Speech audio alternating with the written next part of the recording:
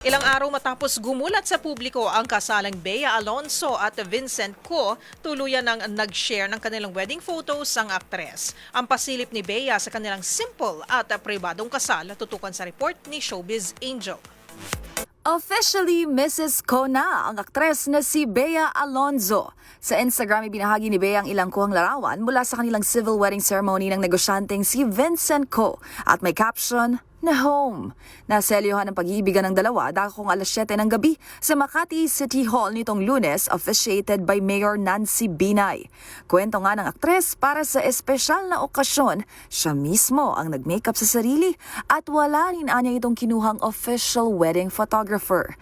Ang simple at tila bigla ang kasalan, gumulat sa marami, gayong magunita na ilang buwan na rin ang nakalipas mula nang maging usap-usapan na sa Spain ito magpapalitan ng matamis na I do, ngunit hindi umano natuloy. Natuldukan na rin ang mga espekulasyon ng publiko ng ihayag ng abogado ng aktres na malayaan niya at walang naging legal na hadlang tungkol sa prenuptial agreement ng mag-asawa. Samantala, agad namang bumuho sa mga komento ng pagbati mula sa mga taga-showbiz at fans na masaya para sa newlywed couple. Para sa MBC TV Network News at Morning Showbiz Angel ng DZRH TV, una sa Pilipinas, una sa Pilipino.